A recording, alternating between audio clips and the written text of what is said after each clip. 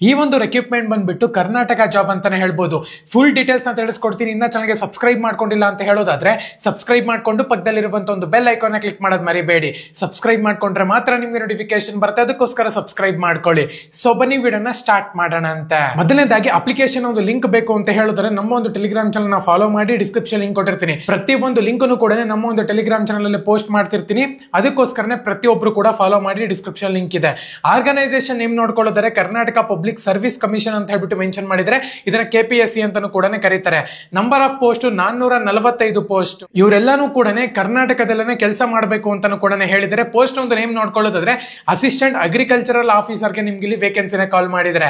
Salary ನೋಡ್ಕೊಳ್ಳೋದಾದ್ರೆ 40,000 ರೂಪಾಯಿಂದ ಹಿಡಿದು 83,000 ರೂಪಾಯಿ ಒಳಗಡೆ ಕೊಡ್ತಾರಂತೆ.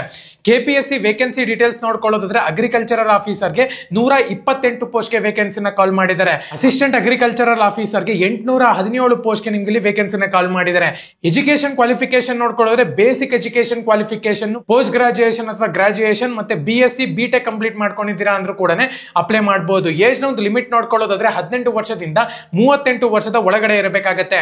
ಏಜ್ ನ ಒಂದು ರಿಲ್ಯಾಕ್ಸೇಷನ್ ನೋಡ್ಕೊಳ್ಳೋದಾದ್ರೆ SC ST Cat 1 ಕ್ಯಾಂಡಿಡೇಟ್ಸ್ಗೆ 5 ವರ್ಷ ಕೊಟ್ಟಿದ್ದಾರೆ. Cat 2, 2A, 2B, 3A, 3B ಕ್ಯಾಂಡಿಡೇಟ್ಸ್ಗೆ 3 ವರ್ಷ ಕೊಟ್ಟಿದ್ದಾರೆ. PWD ಕ್ಯಾಂಡಿಡೇಟ್ಸ್ಗೆ 10 ವರ್ಷ ಕೊಟ್ಟಿದ್ದಾರೆ.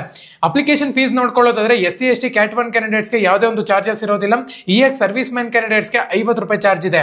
Cat 2A, 2B, 3A, 3B ಕ್ಯಾಂಡಿಡೇಟ್ಸ್ಗೆ 300 ರೂಪಾಯಿ ಕೊಟ್ಟಿದ್ದಾರೆ. ಅದೇ ತರನೇ ಅದರ್ ಕ್ಯಾಂಡಿಡೇಟ್ ಜನರಲ್ ಕ್ಯಾಂಡಿಡೇಟ್ಸ್ಗೆ 600 ರೂಪಾಯಿ ಚಾರ್ಜ್ ಮಾಡ್ತಿದ್ದಾರೆ.